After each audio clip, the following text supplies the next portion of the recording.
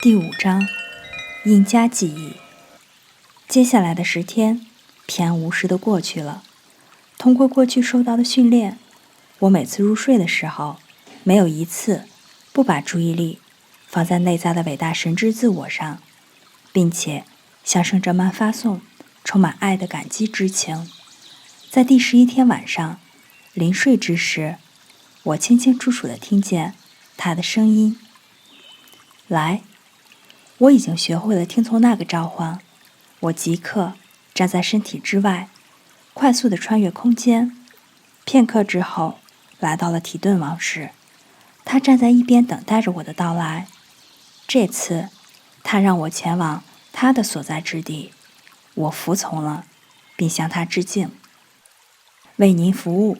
我说着，便走到了他的身边。他微笑着回应我：“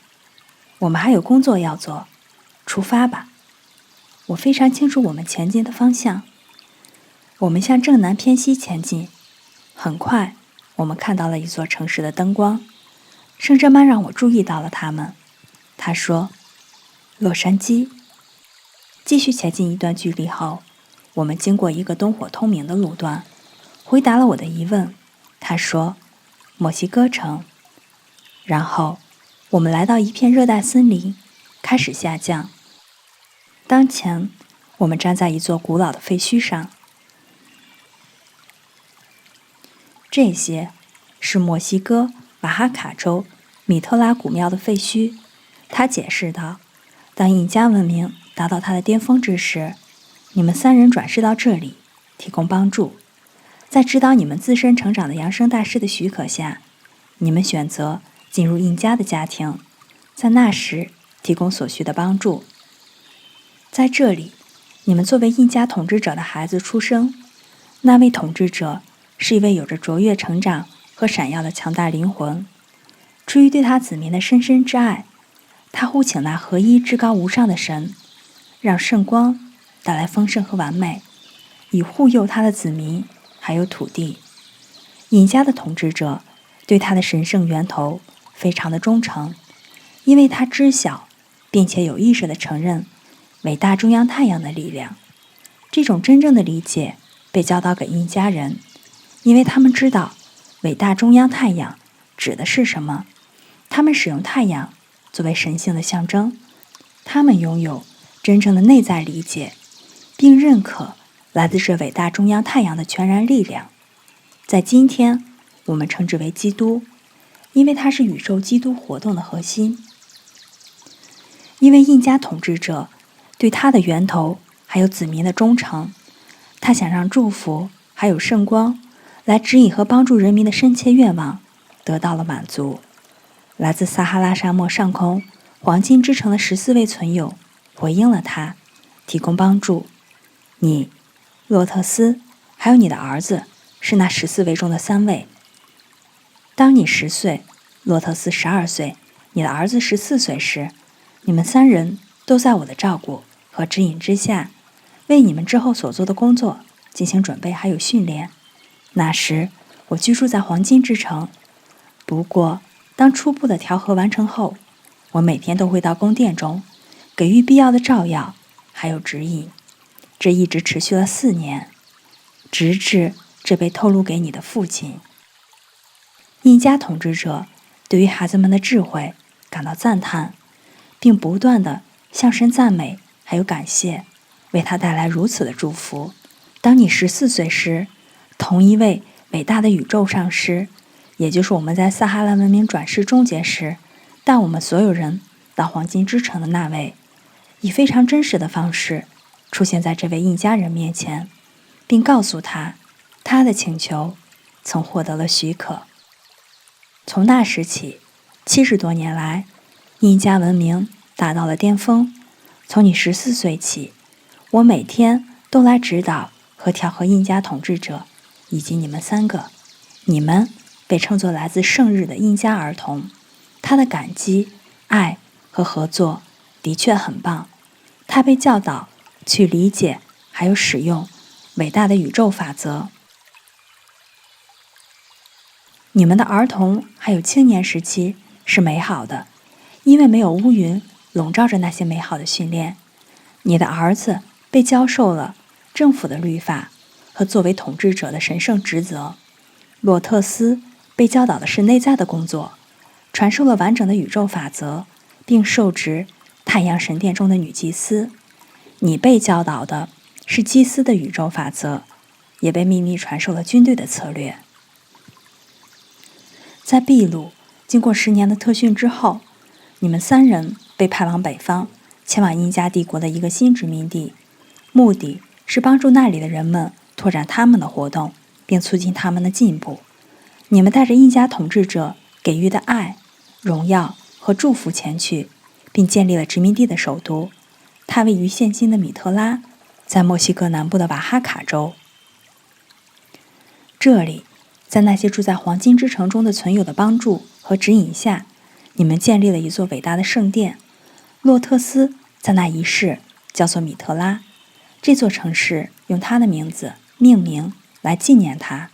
在这里，他担任女祭司的职位40多年。它是那个时期最宏伟的圣殿之一，不惜一切代价建成，因为它的秘密部分建立在地表之下，或在几个世纪以后保留下来，见证那个时期的灿烂文明。你们在建造它的时候就知道了这些，并下达和执行了一些明确的指令，因为整个建设是由来自黄金之城的一位伟大扬声大师所指导的。圣殿的外部是由大石头制成，其中一些至今仍然可以在废墟中看到，内部铺满了大理石、玛瑙和玉石。玉石来自安第斯山脉的一个秘密之处，从来没有向任何人揭示过那个地方。室内装饰用的是最具有艺术美感的色彩，主色调是金色、紫色、玫瑰色和贝壳粉。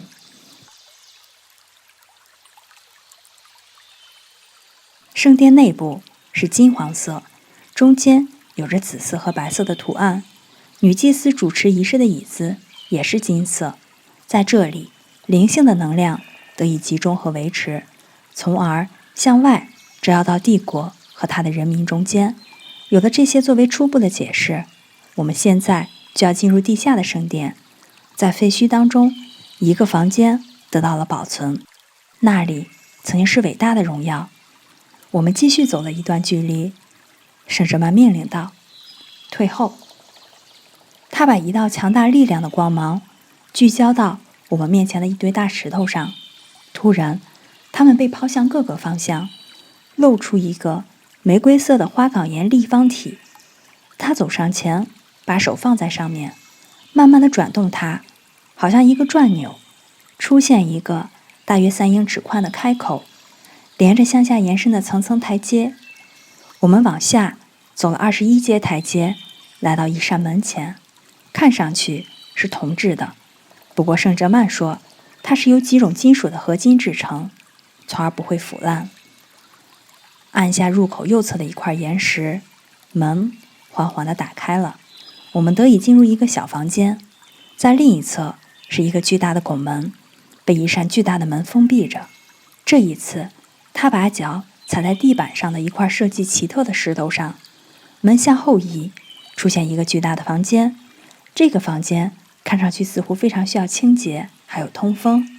这个想法刚刚进入我的脑海，这里就充满了强大的紫罗兰光，之后便是柔和的白色宝物，逐渐变得像正午太阳一样明亮。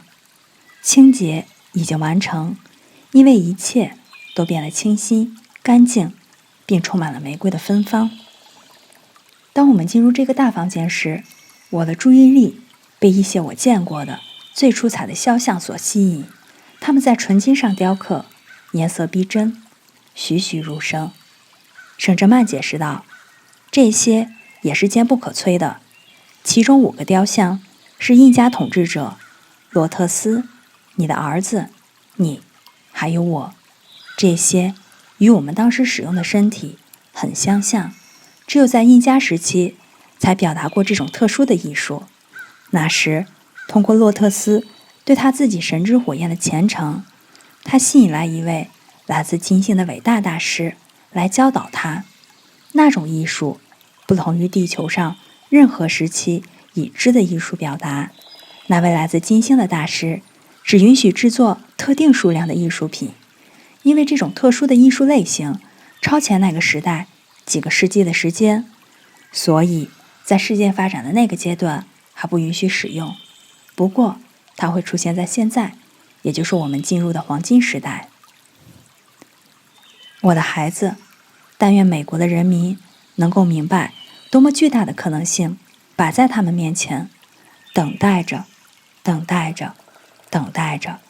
等待他们远离信条、宗教膜拜、教条、各种主义以及其他所有的束缚和限制的事物，把他们的注意力转移到他们内在的伟大的神之临在上。哦，他们或许会意识到，等待着他们服务的是何等的自由、力量和光。这一切只取决于他们承认和使用内在的伟大爱之临在。这临在每时每刻都贯穿在他们的呼吸之间。要知道并感受到临在对所有显化形态的全能主宰。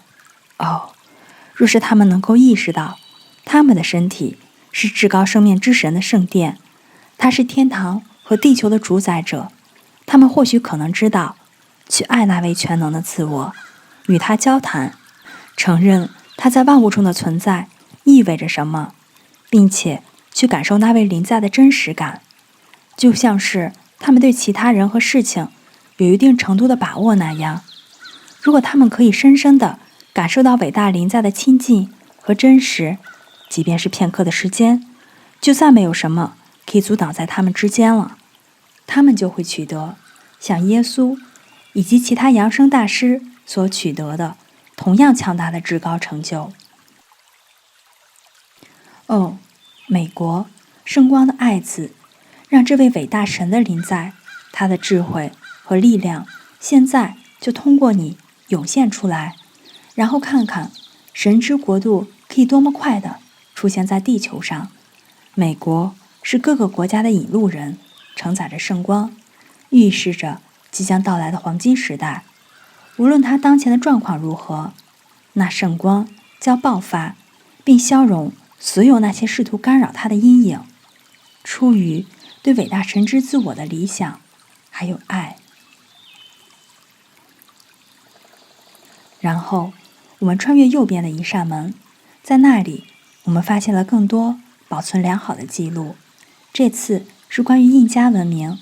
以及它在那个时代发挥的重要作用。你从你14000年的生活记忆当中回忆起制作这些记录的过程。圣哲曼说，他们连同雕像会被一同运往提顿王室，因为这座神秘的圣殿已经完全履行了它的效用，现在即将瓦解。很快，美丽闪耀的光之存有出现，转移了这些雕像还有记录。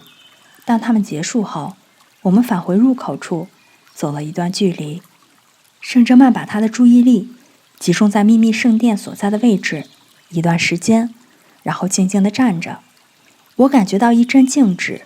紧紧地附着在我的身上，让我一动不动。然后是巨大的轰隆声，就像发生了地震。顷刻间，一切都结束了。这座当时最宏伟的秘密神殿坍塌成了废墟。圣哲曼的惊人力量让我倒吸一口气。真的是这样，伟大的扬升大师们是神。难怪远古神话以神话故事和寓言的形式把他们的活动记录下来，传递给我们。他们时时刻刻指挥着巨大的神之力量，因为他们以坚定不移的决心护持着伟大的神之临在，因此所有的力量都被赋予了他们，因为他们是一切的完美。当耶稣说，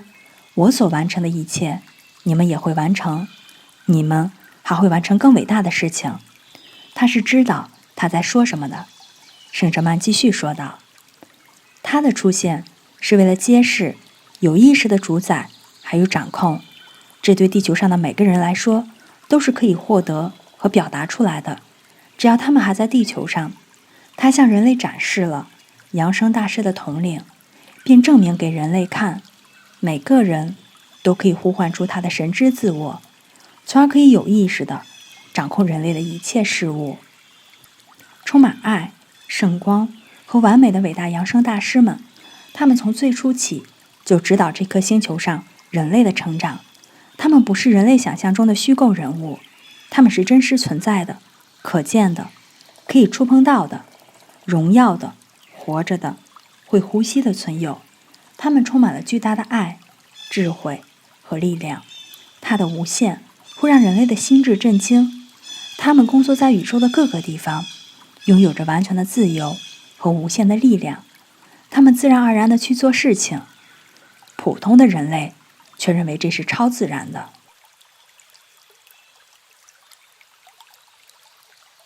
他们是这种力量的持有者和操控者，会震惊外部世界人们的想象力。他们是人类种族的守护者，就像是物质层面的教育界会提供不同等级的老师，来指引个人的成长发展，从童年到成熟，然后超越这些阶段，为特定工作进行准备一样。完美扬升大师的存在是为了教育和帮助个人，从而让他们超越普通的人类化的表达。这样，个人就发展出了他的超级人类属性，直至他像大学毕业的学生一样，在扬升大师的照顾和指引下，从他的人类属性当中毕业，进入他神性的完整、持续的表达当中。扬升大师是一个个体，他通过自己有意识的努力，在他自己的内在产生了足够的爱还有力量，来打破所有人类限制的枷锁。因此他自由地站着，他值得被信任，来使用超越人类体验的那些力量。他感受到自己与无所不在的神、生命合而为一。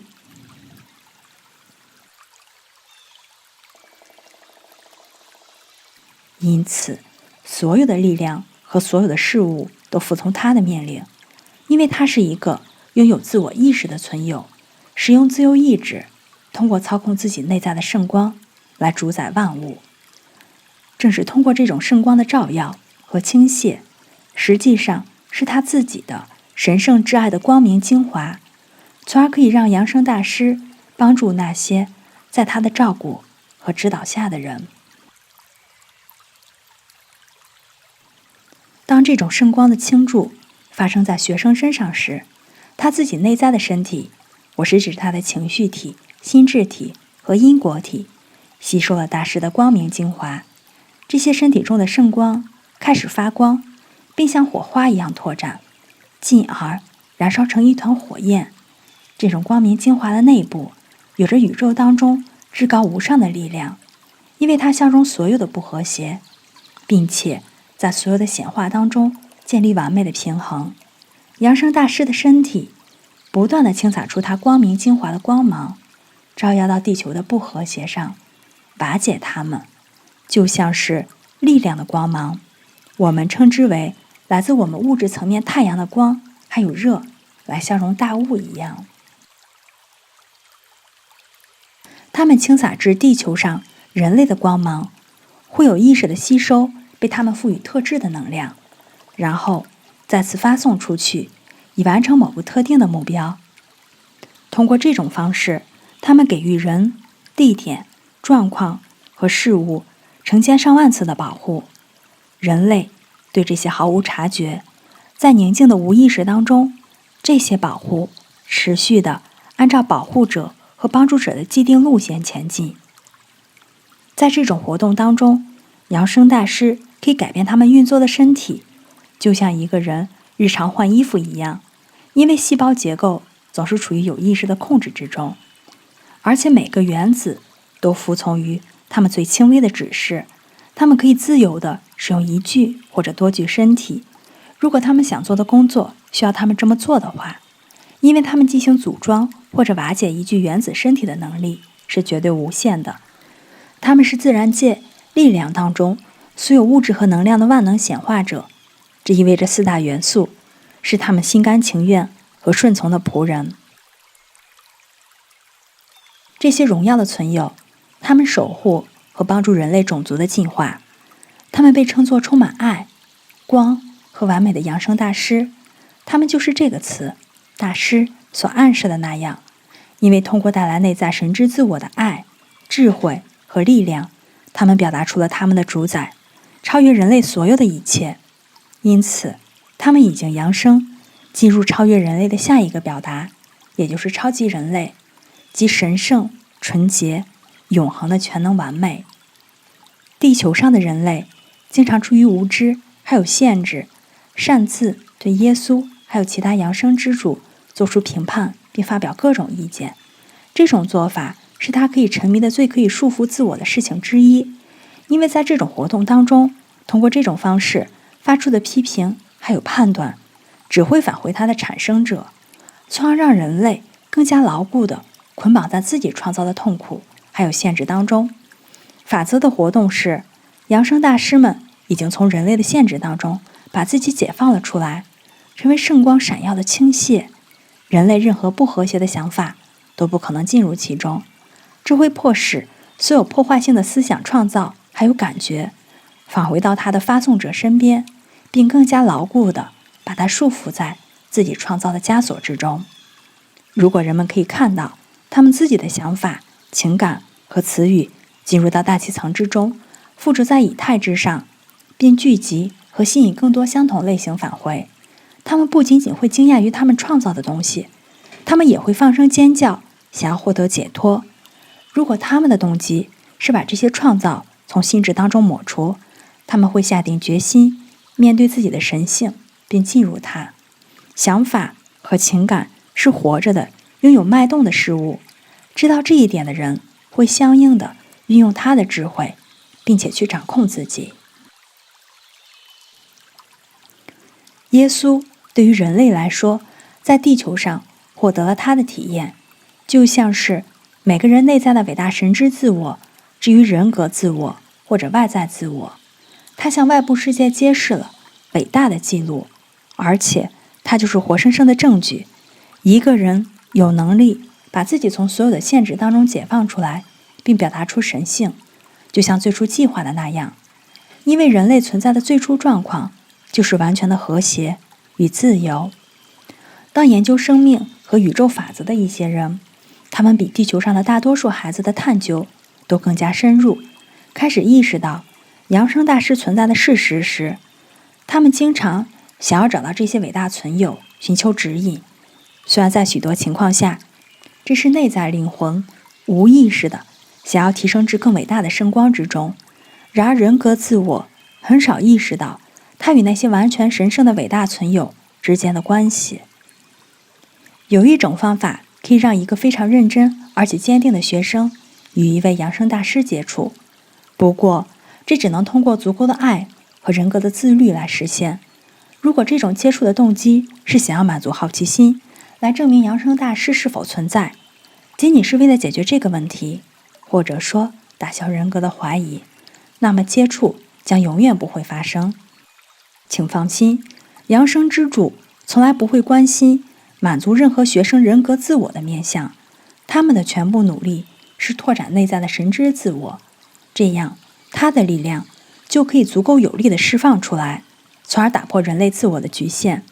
人类自我并没有在心智、情感和显化出的物质领域给神之自我一个完美的载具来使用，这些领域是思想、感觉和行动的领域。人类的弱点和限制只会损伤载具，载具本应该被训练和保持在最佳的状态，作为一个有效的仆人，供伟大内在的神之自我使用。人体及其机能是神的神圣殿堂，有伟大的神之灵在提供。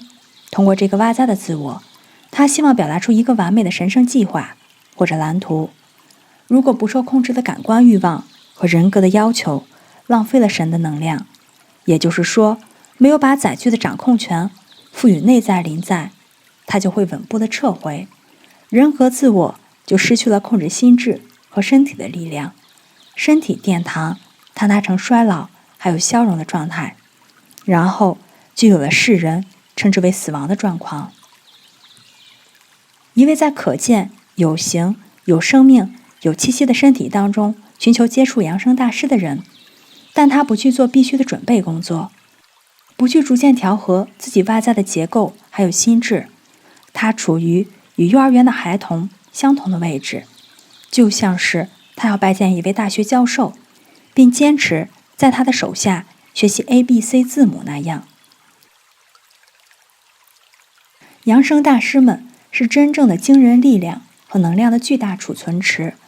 不论什么接触到他们的照耀，都会充满他们的圣光精华。这种活动就像是一根与磁铁保持接触的针，这根针也会被赋予磁性，从而成为一块磁铁。他们所有的帮助和照耀永远都是爱的免费礼物。这就是为什么他们从来不会使用他们的力量去进行强迫的原因。爱的法则、宇宙的法则以及个人法则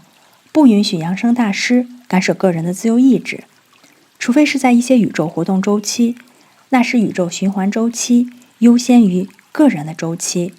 也是在这些周期，扬升大师可能会给予比平时更多的帮助。现在地球就已经进入了这样的周期当中，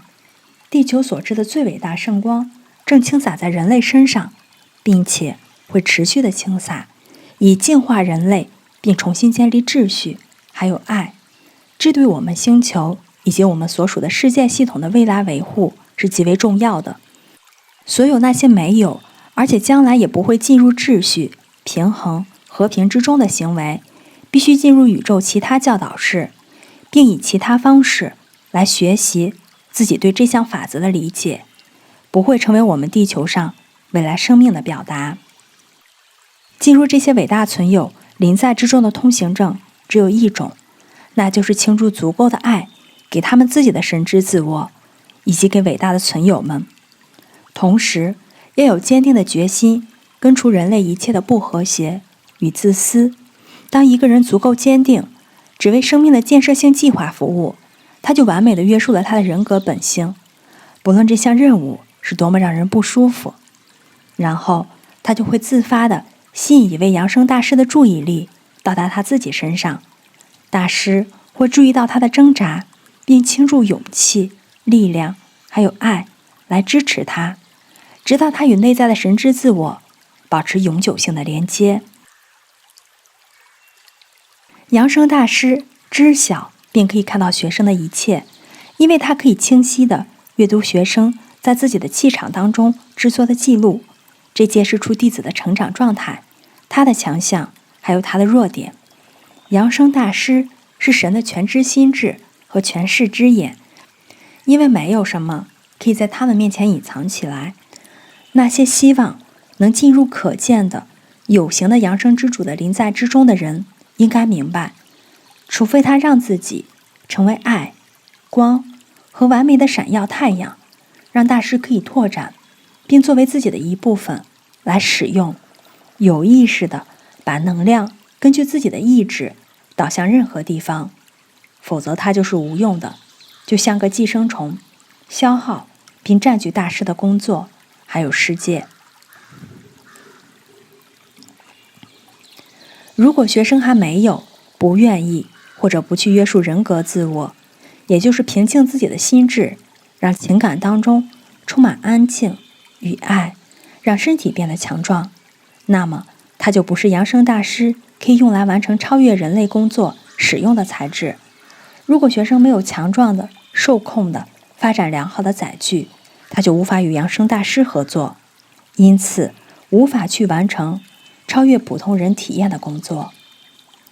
如果这些完美的存有要把一名不具备应有特质的学生带入到他的工作领域，他就会犯下像一个人使用残缺的材料建造机器或者房屋那样的错误。那残缺的材料自然无法承受超乎寻常的压力、突然的需要或者长期服务。因此，不论是出于爱、智慧还是慈悲，都不可能让任何一个人去经历他没有经过训练准备的，或者是他没有强大到可以承受的。